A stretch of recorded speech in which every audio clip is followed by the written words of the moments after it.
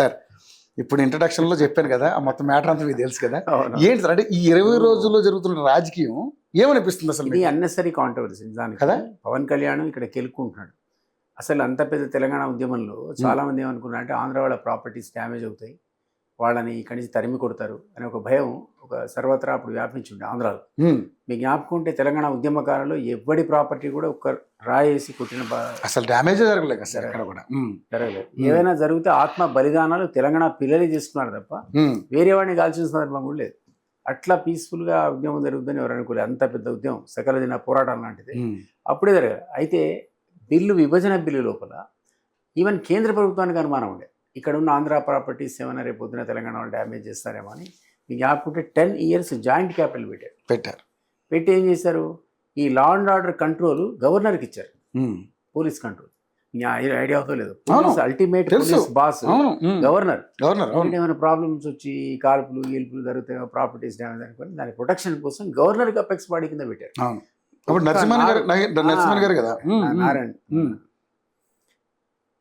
నరసింహన్ గారు ఒక్క property case కూడా గవర్నర్ విచారించింది లేదు, ఎవడు అప్పీలు పోయింది లేదు, ఏం జరగలే. అప్పుడే జరగలే ఉద్యమ కాలంలో 10-12 ఏళ్ళు 4 ఏళ్ళు జరగలేదు. 2003 to 2014 మీద 11 ఏళ్ళు అప్పుడు 2001 నుంచి 14 వరకు 15 ఏళ్ళు అప్పుడు జరగాలి. 10 ఏళ్ళు జాయింట్ క్యాపిటల్ జరగాలి. అసలు నిజానికి రాష్ట్రం ఇచ్చిన 3 ఏళ్లకే మొత్తానికి తరలిపోయారు.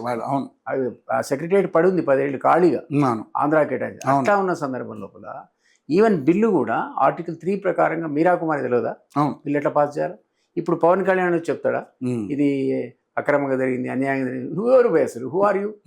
సంబంధమే లేదు. నువ్వు రాపో, ఈ ప్రాంతానికి రావడానికి వీసాలు కావాలి, లేకపోతే ఇంకోటి కావాలి, దేశం అంతా ఒకటే, విద్వేషాలు. నువ్వెవడు చెప్పడానికి అంటూ నేను షర్మిల తిరిగింది, ఎవడన్నా వద్దన్నాడా? నిరూపించుకునే ప్రయత్నం చేసి వెళ్ళిపోయిందామా? మనం అందరం అనుకున్నాం ఈ ఆంధ్ర పిల్లకి ఇక్కడేం పని తిరిగింది పాపం. మనం ఏమన్నా అప్పుడు కూడా అనవసరం వాళ్ళు అన్నారు, అయిపోయింది, అది పెద్ద పట్టించుకోలేదు, తిరిగింది వెళ్ళిపోయి. నువ్వు కూడా తిరిగిపో. మొన్న కూడా ఇప్పుడు కొత్తగా ఏదో నవనిర్మాణ సినిమా నువ్వేంది పెట్టి తెలంగాణ నవనిర్మాణం నువ్వు చేస్తావా? మేము చేసుకుంటాం కదా, నీకేం సంబంధం అసలు? సరే పెడితే పెట్టుకో. నేనేమన్నానంటే నువ్వు ఆల్రెడీ ఇక్కడ కాంటెస్ట్ చేయలేదని కాదు కదా, నినాక మొన్న జరిగిన అశ్వరావుపేటలో, కొత్తగూడెంలో, ఇంకో దగ్గర అభ్యర్థులు పెట్టాడు, సింబల్స్ ఇచ్చి తెలుసు. మొన్న జరిగినటువంటి మున్సిపల్ ఎలక్షన్స్ లో కూడా ఎక్కడ మన అది మణుగూరులో పెట్టాడు, మొన్న జరిగిన పాలకుర్తిలో పెట్టాడు. అందరూ పెట్టుకున్నావు కదా, ఎవడైనా వద్దన్నాడు? చూసాను నేను. క్యాండిడేట్ నిలబడ్డారు, 100 ఓట్లు పెట్టు, మళ్ళీ పెట్టు. నేను ఎవడొద్దంటాడు అసలు? దానికి ఒక పార్టీ అవసరమా, లేదా నీ పార్టీ ఇక్కడ ఉండాలా?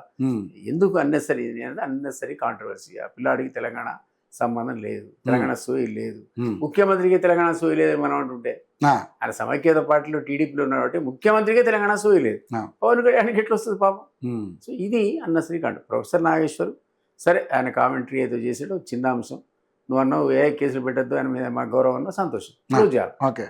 అంతేగాని అక్కడి నుంచి పోలీసులు రావడం, ఇక్కడి నుంచి ఇంకోటి పోవడం. పోలీసులు రాలేదని ఆయనే చెప్పాడు కదా సార్, మళ్ళీ దీన్ని ఎందుకు వచ్చింది అట్లా పోలీసులే వచ్చారని. సో అది నేనేదంటే ఈయన అనాలోచితంగా తెలివి తక్కువగా మాట్లాడి కెలుక్కుంటున్నాడు. పొన్నం ప్రభాకర్ పెట్టి అంటే పొన్నం ప్రముఖ ఉద్యమగాడు, ఆయనకు హక్కు ఉంది. ఇది మా బాబు జాగిరి అన్నాడు, కరెక్ట్. ఎవడి జాగిరి అంటే మా బాబు జాగిరి, నీ బాబు జాగిరి కాదన్నాడు. నిజమే కదా, ఇది కాదు కదా. ఇప్పుడు కొత్తగా కాంట్రవర్సీలో 10 ఎకరాలు ఎక్కడో కబ్జా చేయడం అదో వార్త. ఆయన అన్నాడు తీసుకోండి కావాలంటే అన్నాడు. అంటే నువ్వు కొనుక్కుంటే కదా ఇక్కడ తెలంగాణలో నువ్వు ప్రాపర్టీ కూడా నేను అడిగినోడు ఇవ్వలేడు కదా. అసలు ఇంతవరకు ఉన్న రాయలసీమ వాళ్ళు కానీ ఆంధ్ర వాళ్ళు కానీ ఎవడన్నా ప్రాపర్టీస్ దొరుకుని పారిపోయినోడు ఉన్నాడా? అటువంటిది ఇప్పుడు జరగలేదు, అసలు జరగలేదు కదా. Unnecessary controversy. దీన్ని ఆయన అనాలోచితంగా మాట్లాడి ప్రవోక్ చేస్తున్నాడు. దీని అడ్వాంటేజ్ ఎవరికి ఉందో నాకు తెలియదు. బట్ పవన్ కళ్యాణ్కి ఇక్కడ స్పేస్ లేదు, ఖచ్చితంగా స్పేస్ లేదు. గెలుస్తుండొచ్చు 5 10 మనందరికీ తెలుసు, 100 పెడితే 5 10 గెలుస్తారు, మంచిదే, ఎస్టాబ్లిష్ కాదంటే. ఇప్పుడు ఆంధ్రాలో నువ్వు ఎక్స్పెరిమెంట్ చేసావు, 10 ఏళ్ళ తర్వాత నీకు చంద్రబాబు గారికి ఎంట్రీ కూడా లేకుండా బీజేపీలో నువ్వు పూనుకొని నీకున్న యాక్సెస్తో కలిపితే ఒక వేవ్ వచ్చిన అధికారంలోకి వచ్చావు, ఎంజాయ్ చేయి పోయి. 5 ఏళ్ళు అధికారంలో దూరం ఉన్నావు కదా. ఈ తెలంగాణ ఎందుకు నీకంటున్నా, ఇక్కడ తనుకున్న వాళ్ళు తనుకుంటున్నారు కదా. ఇక్కడే ఉంది నీకెందుకు మధ్యలో కుటుంబంలో 2 చీలికలు ఇక్కడ మన కొత్తలో ఎందుకంటా నేను. సో అది అన్నెసరీ కాంట్రవర్సీ నా ఉద్దేశం. ఓకే, కానీ